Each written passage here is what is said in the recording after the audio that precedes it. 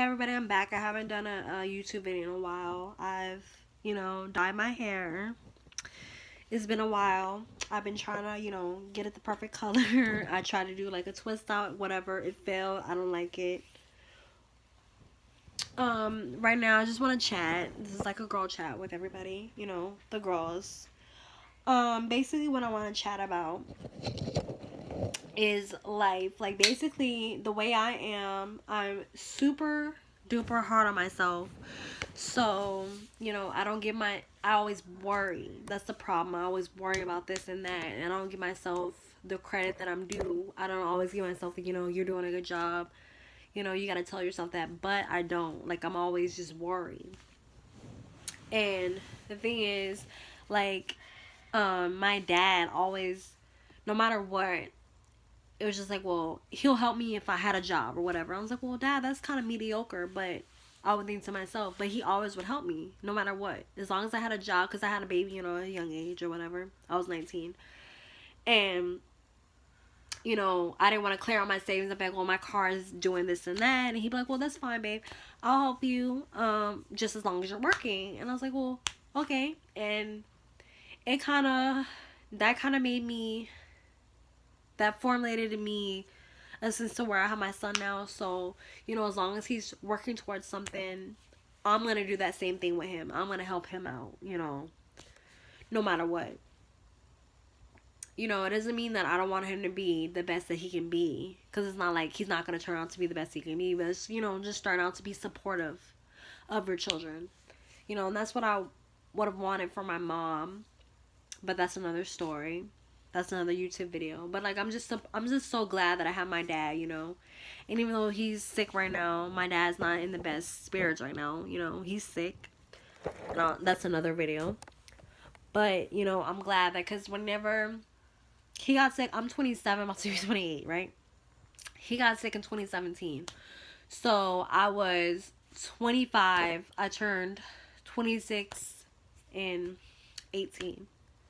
So I'm glad that even though my dad wasn't there, well, he was there, but my mom and him weren't together living in the same house. But even though, I was with my dad from till I was 10, till 2002, and then my sister, till she was 8.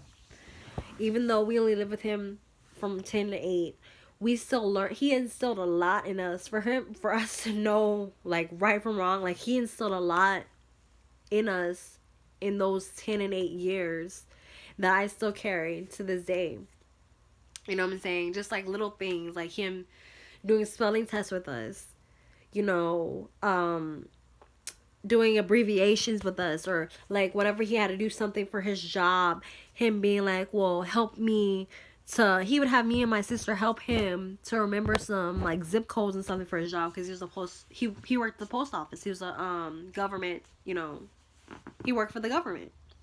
Stuff like that we still remember. My dad, to me, my dad was the most intelligent person that I know in life. Still, he's so intelligent, just from what I remember. And that's what's sad, about stuff that happens with our parents. And, the thing that my dad told me that most resonated with me was, I'm not going to be here forever. And I was like, well, what? Like, I never thought, when he would say, oh, I'm not going to be here with you forever. I didn't really think that would happen. And it happened shortly, because like my dad was okay enough to my sister's wedding in 2017, but it's like my sister's wedding was in February of 2017. By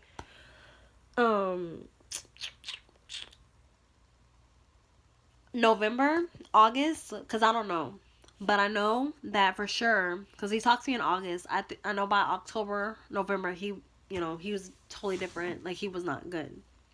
He was not well back by then. So, when your parents tell you, they instill, it's, my dad did the best he could. And he was like, even like after he was sick, right before, he was like, I hope that he did a good job with us. Because that's all my dad was. He was just a parent first.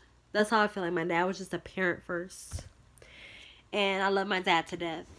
So that's who I always, like, if I ever do anything, I'm like, my dad is behind me. My dad loves me. I'm happy to make my dad proud, because my dad was like, you know what, if you, by the time, he had this thing where by the time you're 24, I don't know where he got it from. He's like, by the time you're 24, you're lazy, blah, blah, blah.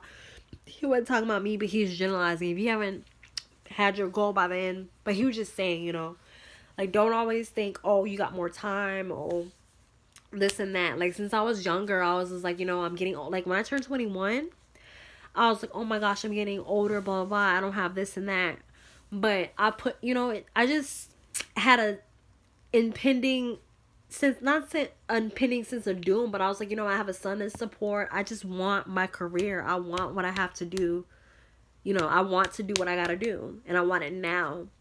And sometimes you gotta stick through stuff, and you know, sometimes you become complacent. Cause I was at my job, like, cause after I graduated, I was at this convenience store from like 2010, so I was 18, till 2014, so I was 22. Then I moved here, so from 23 to 25, I worked at the group home with mentally challenged men or whatever. So that was 2 years I worked, and then now I've been at Walgreens for 2 years, and so now I'm, you know, assistant manager at Walgreens. You know, it's been a while, and I didn't want to quit my other job that I had, but you know, sometimes you have to quit your job and do what's best for you in order to you know, move on and do what's best for you. Like, you can't just be complacent, you know.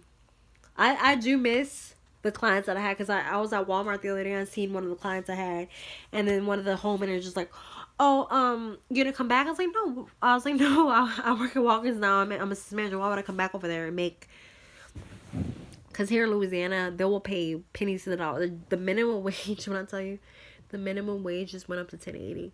So tell me why the minimum wage for like till now was $7.75. Like, it was $7.75. They might have been up to 8 something, but like, just imagine that, you know. It's just brutal. You can't. All you can do is work.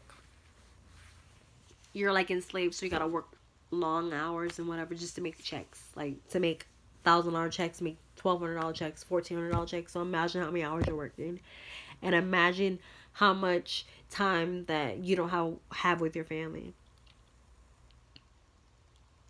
You know what I'm saying? And then you're like, you gotta make ends meet, so you have to do it. So, I mean, that's all I have to say about that. I mean, it's not an easy thing. Like, because whenever you're doing something, you're in a routine, you're like, well, I want to do this. I love the people I'm with, whatever. I don't want to move on. I don't want to do what I have to do. But sometimes there's a breaking point. You're like, you know what? I'm worth more than this. I'm not going to be disrespected, you know? And when you're at your breaking point, you leave. You got to go. Like, why would you stay at somewhere where you know that's not you're not getting paid your worth? You know what I'm saying? So that's as far as jobs. Now, you don't ever quit a job before you have another one. I've never quit a job before I had another one, ever. And on my 27 years, about to be 28 years, never quit a job before I've had another job. That's something that you can never do. You just never do that. No matter how bad a job, you just never do that. You know, always have somewhere else, because you don't know what might happen. You have bills to pay. You have rent to pay. You can't just quit something before you know you have something else stable. So that's just my advice. Thank you for listening. I'm glad that I was able to talk to y'all about, like, you know, just kind of vent a little bit. And I'll be here for the next video.